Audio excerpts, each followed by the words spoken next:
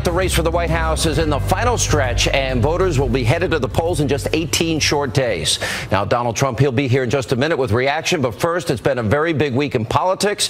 Now, the candidates, they faced off in their third and final debate in Las Vegas. The liberal mainstream media, they lost their minds over Donald Trump's comments about accepting election results, despite, of course, a long history of Democrats doing the exact same thing.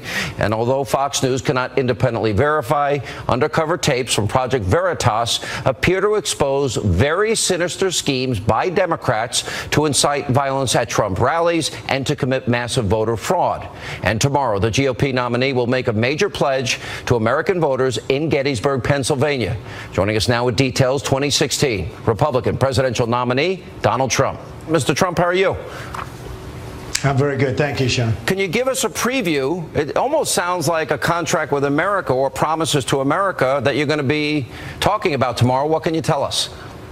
Well, we're going to be doing a lot of things. We're going to be lowering taxes. We're going to be strengthening our border. We're going to be getting rid of regulations. The regulations are going to be gone because, I mean, you look at this country, what's happening with regulations, and we need them for security and we need them for certain things like the environment, but our regulations are just taking over our companies. We can't compete anymore.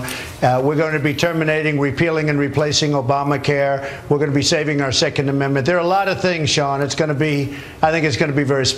Differences. The Supreme Court vetting refugees, saying radical Islam, cutting taxes, raising taxes, keeping Obamacare, getting rid of Obamacare, building a wall, not building a wall, energy independence, no independence, education top down to the states. Those are deep, profound differences.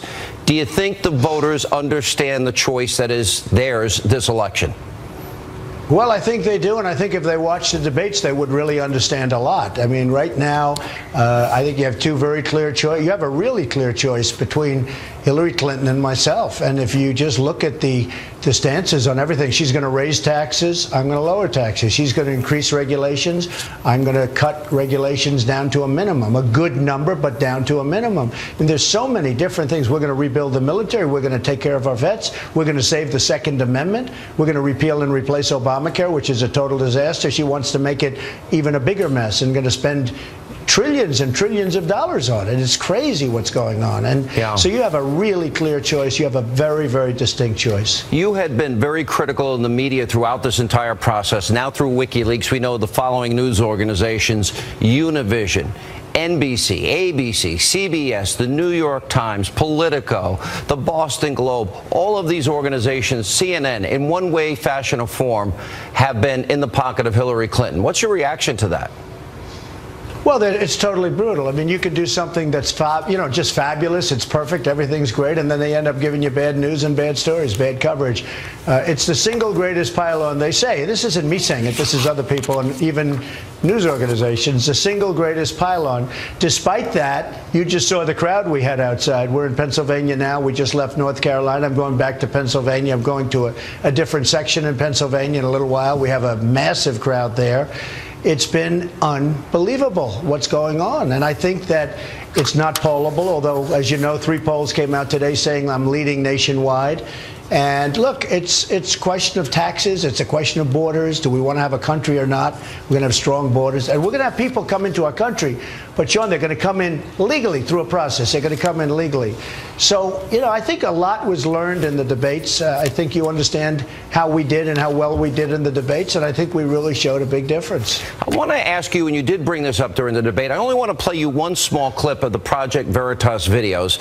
And it's about the flow of money to these operatives that admit and brag that they're fomenting and causing violence, even back in the Chicago incident in March, but also talking about a massive voter fraud plan that they have and they want to orchestrate. I want you to hear how the money flows and then respond to the 2 specific tapes. Listen to this. I am contracted to him, but I answer to the head of special events for the DNC and the head of the special events and political for the campaign. The campaign pays DNC, DNC pays Democracy Partners, Democracy Partners pays the Fogle Group goes and executes. All right, so let me read it. It says the campaign pays the DNC. The DNC pays Democracy Partners. Democracy Partners pays the Foval Group. They are the people bragging about fomenting violence at your events, inciting it, and they're the people that also talk at length about massive voter fraud in this election. And you came under heavy fire after the debate for saying, I'll keep you in suspense about accepting the election outcome. What is your reaction to these tapes? Sean, I've been saying for a long time, it's a rigged system. It's just terrible what's going on. And then the politicians play right along with it. I mean, you have 1.8 million people who are dead who are registered to vote, and some of them absolutely vote. Now, tell me how they do that. There's only one way. But you have 2.5 million people or so that are registered in 2 states. That means they're voting twice. Look, we have a system. I'm a big believer in the system. I love our country. But I think I've done a great service by pointing this out. And a lot of people agree with what I'm saying. That I can tell you. But when you look at those tapes, it's disgusting. Our rally in Chicago, that's where they were. They were there. And nobody could figure out what was going on. Where did these... And they're real thugs, by the way. Real thugs. And they injured policemen. They injured people. And they should be put in jail. I mean, these are bad people. And again, it's a rigged system. And who got blamed for it? Our rally people. Us, me, everybody. We all got blamed for it. You. And it had nothing to do with us. Well, the Democratic operative overseeing this visited the Obama White House 342 times. What does that mean to you? Well, I think it's a disgrace. And I guess he saw the president 44 times, they say. Who knows? But I think it's disgraceful. Can you imagine the one who was overseeing violence? And this is a criminal act. I don't know if you saw the picture. Cops were leaving. These policemen, these great people were leaving with massive gashes in their head from these people. These are professional thugs. They were being paid $1,500 a day, and they got cell phones out of it. No, this is a very serious problem. And I think come November 8th, I think we're going to win. And maybe we're going to win bigger than people ever even dreamed. When you look at Pennsylvania, look at what's happening here. When you look at North Carolina, where it just left, you look at Ohio. And you see what's happening. You see what's happening with some of the jobs, the companies that are leaving our country and going to Mexico and other places. You see what's happening with Obamacare, which is such a disaster. Obamacare is a catastrophe. The premiums are going up 60, 70, 80%. The care is no good. You can't even get it. The deductible side. I mean, say what you want. Bill Clinton said, this is the craziest thing I've ever seen. He said that, and he probably suffered New Mexico, that night. But he said Obamacare is a disaster. It is a total disaster. And welcome back to Hannity, and here's part 2 of my interview with the 2016 Republican nominee, Donald Trump. As I talk to you, I'm going to put up the headlines of WikiLeaks and the things we've discovered, including the latest solicitation, $12 million from a country that Secretary Clinton, as Secretary of State, thought abusing their own citizens. $12 million, also a paid appearance to go to the Clinton Foundation. On the side of you right now is a list of all of these revelations. I know you've been paying attention to it. The media has not. They've largely ignored it. What does this tell you about the Clintons and about the campaign and about their tactics? I mean, they even exposed how they would go after Obama and his father being a Muslim, and that Obama used cocaine, and going after Bernie Sanders and, of course, you. What do you get out of these WikiLeaks revelations? Well, take a look at what's going on. I mean, look at, as an example, and this wasn't WikiLeaks, but look at what you just said about the voter fraud that was uncovered with the tapes. Look at what you said about the thugs going into arenas and starting problems. Look at what came out today about the New York Times, where they have reporters that are soft or safe or something.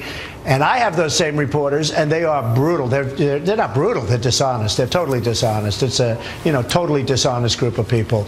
And you just take a look at what's happened. Look at how you get set up. I mean, they say you saw somebody in 1902. And you touch the person. I mean, give me a break. This is stuff that all doesn't exist, Sean. This is dirty, disgusting stuff, and they'll find out. It'll be revealed at some point. This is dirty, disgusting stuff. Yeah. And you know what? It's no way that it should be. We're supposed to be a great democracy. It's no way that it should be. I mean, a certain magazine wrote some horrible things I guess it came out today. Nobody reports it. I'm not going to get involved in it, but nobody reports it. But if somebody calls up the newspaper and says just one thing, they make a big deal out of it. Well, I mean, they interviewed a woman on CNN for 45 minutes. It turns out she's claiming you were molesting her on a plane, but it was okay for 15 minutes. And then an eyewitness came on with Judge Janine Pirro that said that never happened. I was sitting right next to them, and she was on a public plane with a lot of people. You would think she would have cried out for help, considering the length of time. They went with that, but you're right. They'll ignore the National Enquirer, which is what I think you're referring to. By the way, it never happened. Never happened. Right. Okay, well, you have an eyewitness that corroborates that for you. Just so you understand, all that stuff, it was fabricated, made up, never happened. When you see they come like every 2 days, never happened. How does CNN ever happened. How does CNN put the woman on for 45 minutes, and then the guy that was sitting next to you? I think it's a disgrace. They don't even ask him one question.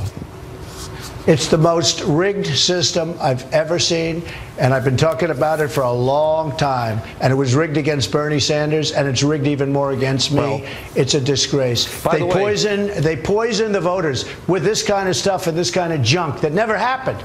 It's not like a question like it may have. It never. None of it ever happened. Obama, Al Gore, Hillary Clinton, Bernie Sanders have all themselves at different points said it's a rigged system, but I don't have time to get into it now.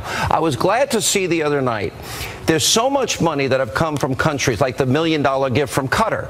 Qatar allows marital rape and marital beatings. The up to $25 million of the Clinton Foundation from the Saudis. The $10 million from the Saudis for the Clinton Library.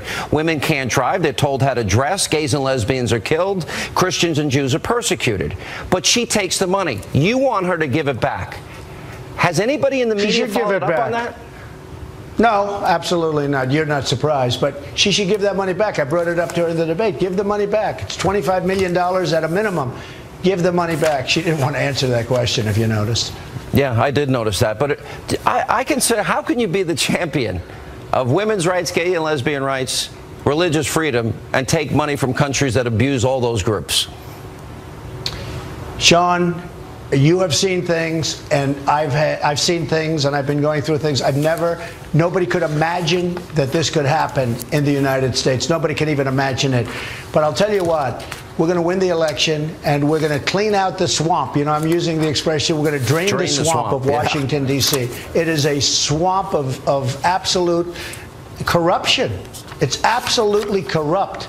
And we're going to drain the swamp. We'll see what happens. We're going to drain it, but we're going to win. We have such enthusiasm. And you saw what I just left this rally 2 minutes ago. In fact, I'm sitting in a room that's about 200 degrees. I've never seen it. It's like a steam room. I know you love that. And no, it's just wonderful. But I'll tell you what, at least you're on the side of exposing some of this stuff. The press doesn't want to do it.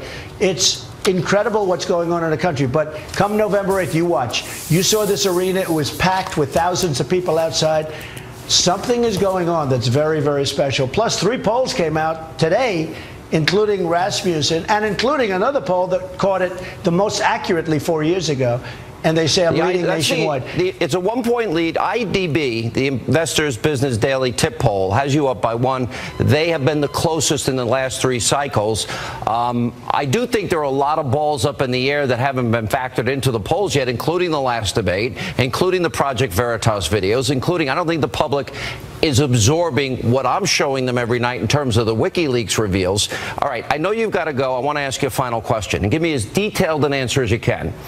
Tomorrow you're going to make a pledge and put it on paper for the American people. You're doing it in Gettysburg. Right. Give us a preview. What is this about? Is this like a contract with America? Sean, I want to do it tomorrow. I don't want to do it right now. I really want to do it tomorrow. I can only say we're going to make America great again. We have so many problems. Our taxes are too high. We're going to reduce them. Our borders are weak. Our regulations are crazy. Drugs are pouring into our country. People are coming into the country that we really shouldn't have come into the country. We have drug lords and criminals and murderers. And I mean, what's going on in this country is incredible. Hillary wants open borders where people can just flow through. We're not going to have a country anymore. We are going to do something very special. And tomorrow, I think, is going to be a special day at a special place. Did you have fun at the Al Smith dinner? Did you mind getting booed a little bit? I did. Yeah. No, I look, we say what's true. And some people don't like hearing it, but we say what's true. That's a pretty liberal crowd, though. A lot of her people in there. Yeah, that's okay. It was a great dinner. It was a great dinner. No, I enjoyed it. I thought it was great. All right. Did you get in trouble when you went home to Melania last night? No, I didn't. She was great. She understood. That was probably the moment of the evening. People loved it. All right. Mr. Trump, have fun on the campaign trail. I know you got a lot more to get to today. Appreciate your time. Thank you. Thank you very much, John. And coming up next tonight, right here on Hannity. If Hillary Clinton gets elected, we've got 4 more years of Obama. We have a disaster. We have ISIS all over. Donald Trump continuing to go after Hillary Clinton on the campaign trail. The original insurgent, Patrick J. Buchanan, will join us, and also tonight.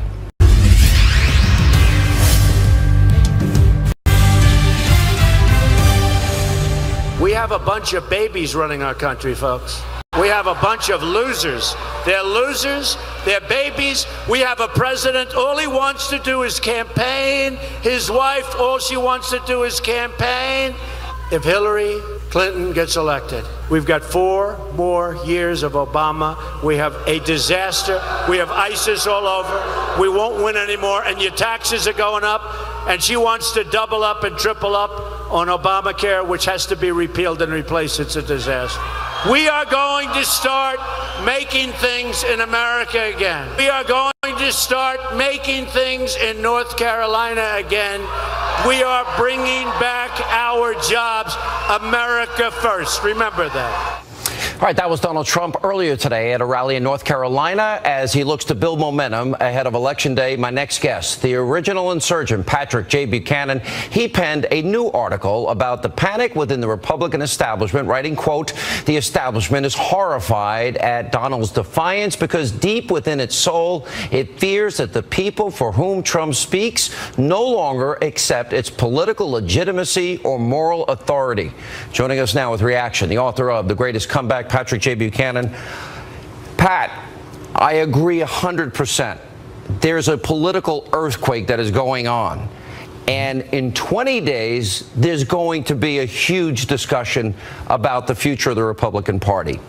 One of the things most frustrating to me is when 65% in every primary poll of Republicans saying they feel betrayed and voting in record numbers for Trump, and then the establishment stepping all over him, being more critical to him than either Obama or Hillary.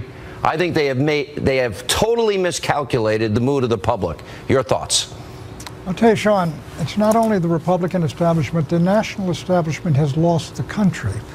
Trump's great accomplishment is to expose the fact that the establishment of this country is responsible for insecure borders, the masses coming across our borders, invading our country. They're responsible for the trade deals that have deindustrialized America and destroyed the jobs of millions of American workers. And they're responsible for getting us into endless and unwinnable wars. And he has exposed the disconnect between the national establishment, frankly, and the American people. And that is a great achievement for him. And WikiLeaks, Sean, has come along and exposed the fact that the core of the establishment, the media, is basically in cahoots with the Hillary Clinton campaign and the Democratic Party. Pat, what we have learned, and that's another fight that we'll have November 9th this year, because this needs to be exposed in even more detail. But, of course, with our election coverage, we don't have the full time to devote to it. But you've got a Republican establishment, a Democratic establishment, a globalist establishment, and a media establishment that is all sort of in ways we never dreamed of aligned together. And it's now all been exposed, but I don't think the American people are absorbing the magnitude of that to this point. Will they absorb it within the next 18 days?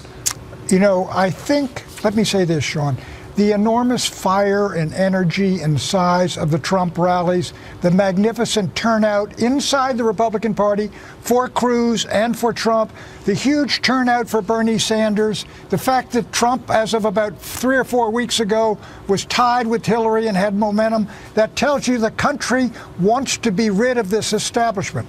The way we are going now, we could get a real possibility that the Republican elites who were repudiated in the primaries and in their party, and the Democratic elites who basically fixed it against Bernie. They will together control the destiny of the country, and we will have a nation whose establishment represents Washington, not the nation it is supposed to serve. I think we're headed for some very difficult times, and frankly, some of these tactics that you have mentioned on your show about these folks in Chicago are really somewhat more disturbing than some of the things that happened in Watergate.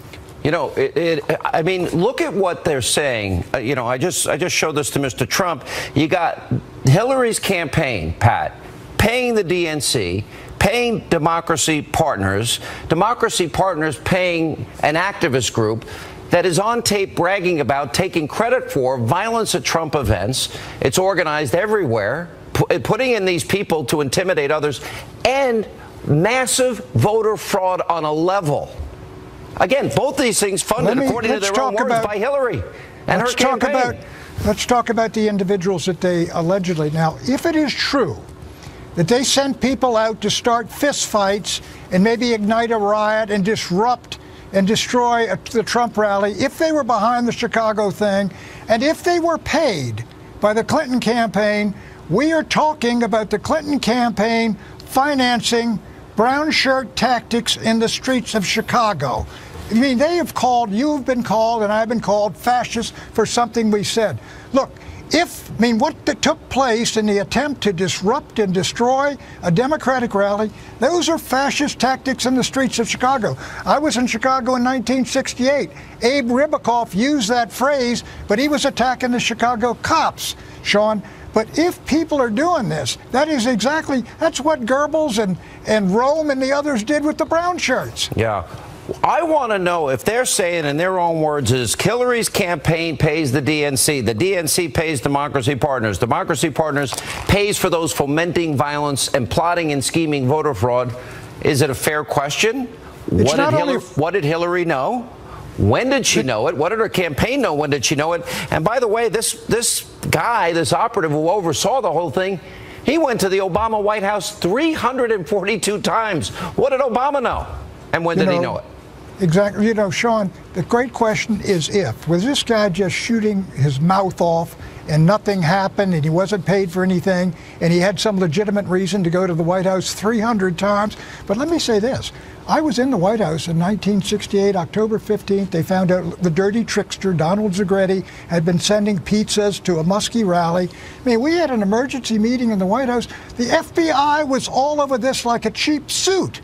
Where is they ought to immediately have this guy in and take a look at this and talk to the people involved in those riots in Chicago and question them as to whether somebody paid them. And does anybody know if these individuals, again, are just shooting their mouth off or they did what they're talking about? I mean, they were fired instantly. That suggests to me that the people that fired them know they were up to no good. Yeah. All right, Pat, we're going to watch this. What's your prediction? How's this all going to play out? Who do you think's going to win this? I think the Donald's behind the 8 ball right now, and what he's got to do, he's got to raise his polls basically in the general national polls from about at least 2 or 1 behind him, and that's the only way I think you're going to tip the whole thing over. He's got to win Florida, Ohio, North Carolina, yep, Nevada, and Iowa, and then he's short by about 5 if he holds on to Arizona, of course, Texas, of course, and Georgia. So yeah, it's an uphill climb. He knows it, I'm sure, as do the folks, and I think there's still an outside chance to get that inside straight. Listen, Pat Buchanan, nobody thought you'd beat a sitting president in New Hampshire, did they? No, they didn't, but then they beat me in 33. Well, you could have stopped right there. I mean, it was a pretty big victory. And listen, in 92, Sean, I didn't win it, but they thought in the White House I did win in New Hampshire. All right, Pat Buchanan, the original insurgent. Thank you. And up next tonight, right here on Hannity. She said, I can't recall 39 times. Well, that's a lie, because everything there she could recall. All right, highlights from Donald Trump's rally today in Pennsylvania. We'll check in with Frank Luntz, Pat Caddell. They're here. Plus, more WikiLeaks revelations. The leaked emails now reveal Hillary Clinton's role in soliciting money from her family foundations. For her family foundation, allegedly runs far deeper than we all thought. Mercedes Schlapp, Charlie Hurt, they're here with reaction as Hannity continues.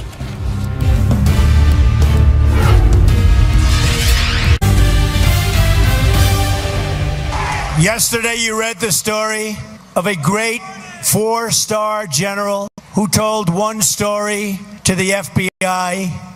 They said it wasn't true, might have been a lie. And guess what? His life is destroyed. He could go to jail for 5 years. She lied over and over and over and over.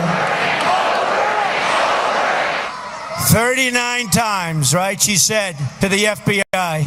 On July 4th weekend, not recorded and not sworn in.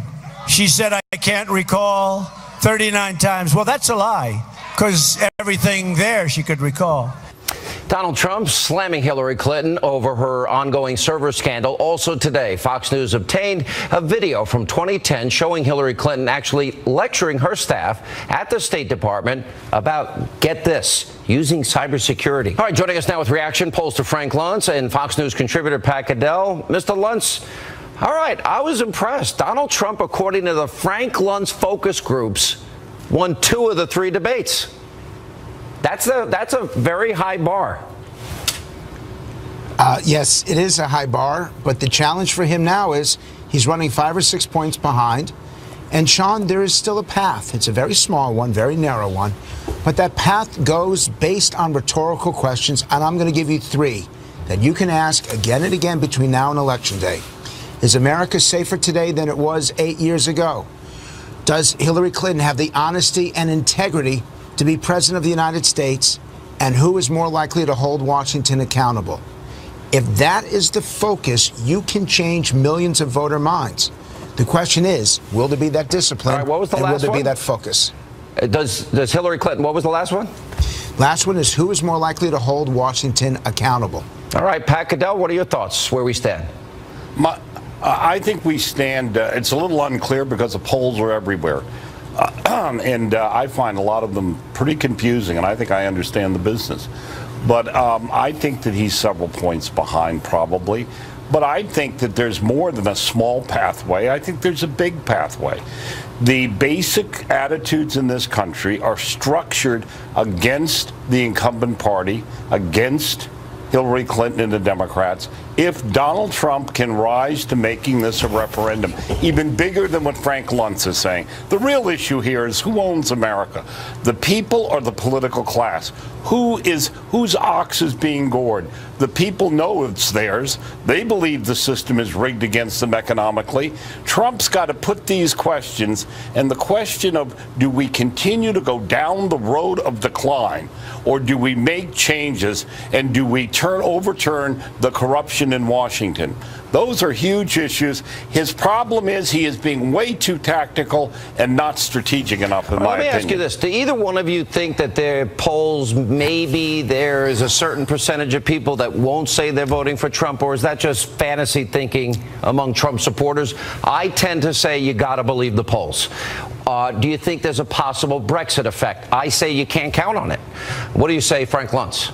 I agree with you. We polled in Brexit, and we had Leave beating Remain by 2 points. For us, the key was the subtext. What percentage of your friends and neighbors will vote to leave? What percentage of your friends? By asking it that way, you're more likely to get an honest answer.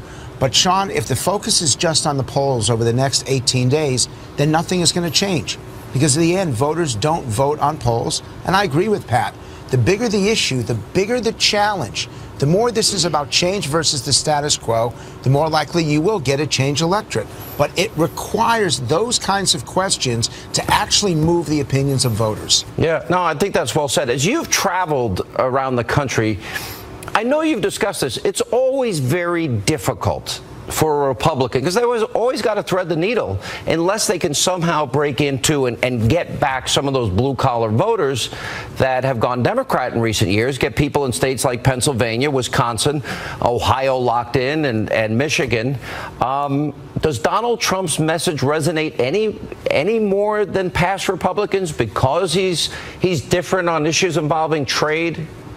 Let me give you a straight answer. The answer is yes. His message resonates more. His persona is what concerns people. And if it were just about his message, Sean, I believe that his language versus Hillary's, his position versus Hillary's, Trump wins. But on the persona, they see her as being experienced. They see her as being presidential. And they're not sure about even though his they temperament. think, even though 70% think she's a liar and untrustworthy. Absolutely. And that should be the issue. Yeah. But you just raised the point, Sean. If that's how they're voting, then Trump wins. But that's not been the focal point over the last 2 weeks. And if he does that for 18 days, you think he comes back in a big way? It's tough because they're not going to be standing side by side again between now and Election Day. All right, Frank Luntz, good to see you. Thank you. Coming up, more stunning revelations from the WikiLeaks document dump. Hillary Clinton allegedly tried to personally solicit, get this, a $12 million donation to the Clinton Foundation from the King of Morocco, by the way, which she acknowledged was corrupt. Mercedes Schlapp, Charlie Hurt are here to weigh in, and more straight ahead.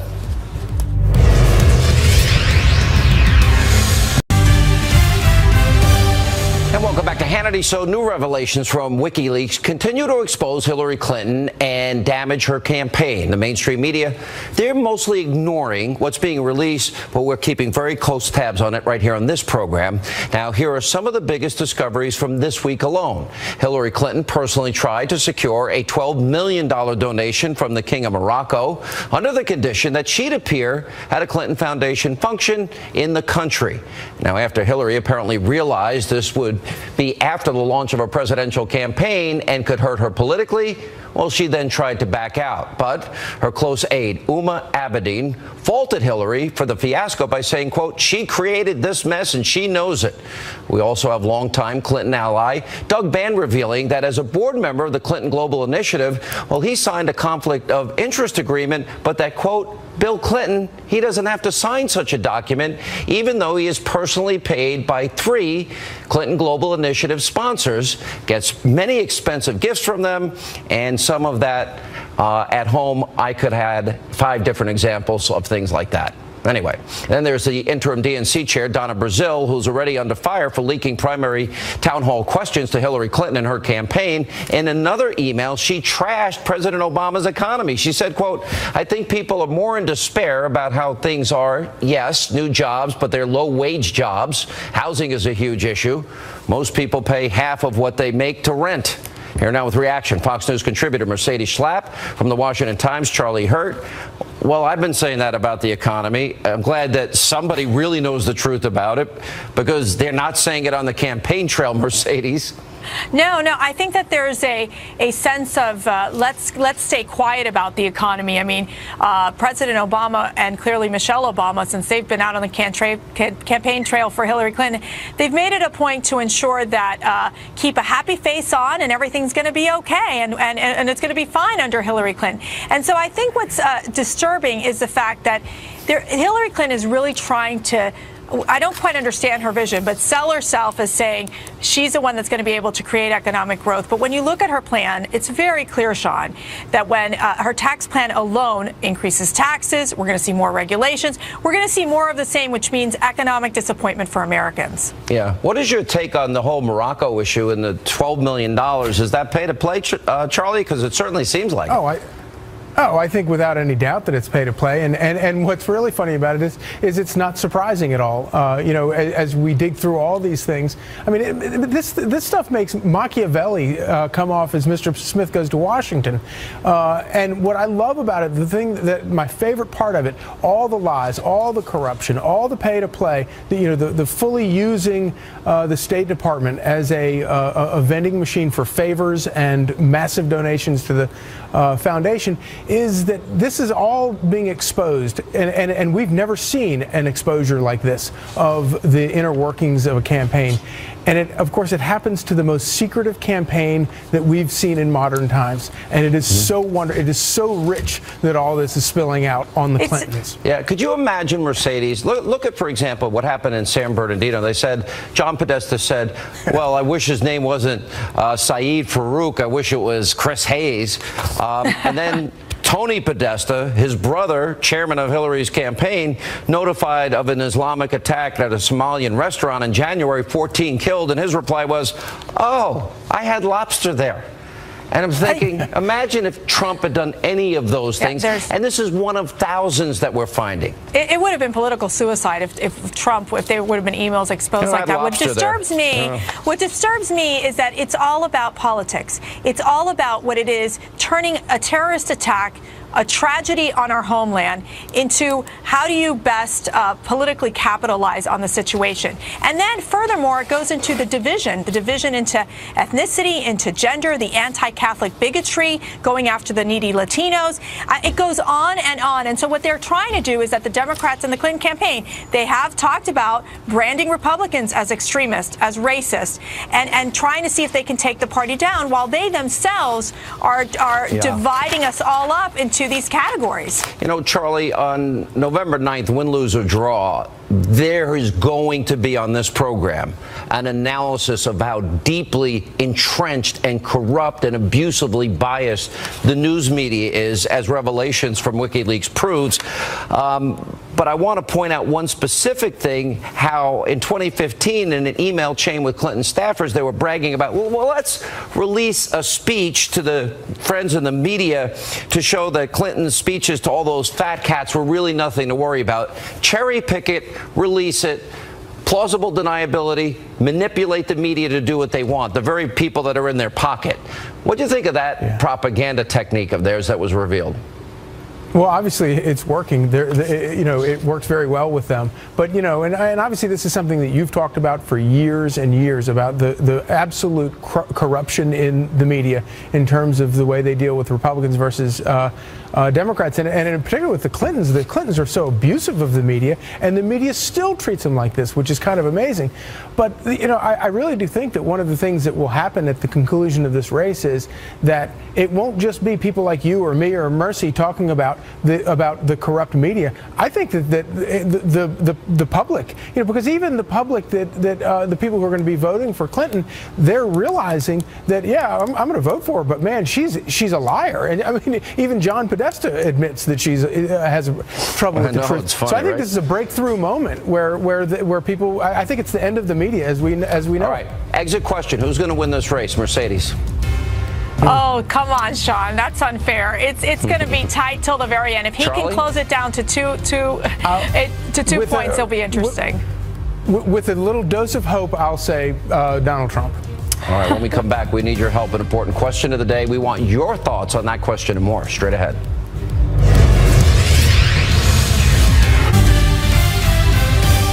All right, time for our question of the day. So with 18 days to go, how do you feel about the upcoming election? Who do you think is going to win? We want to hear from you. Go to Facebook.com/Sean Hannity, @Sean Hannity on Twitter. I can't tell you. I have no feel for how this is all going to play out. It has been such an unpredictable year. Anyway, we'll be back Monday with only 15 days to go. That's all the time we have left this evening. As always, thank you for being with us, and I hope you have a great weekend.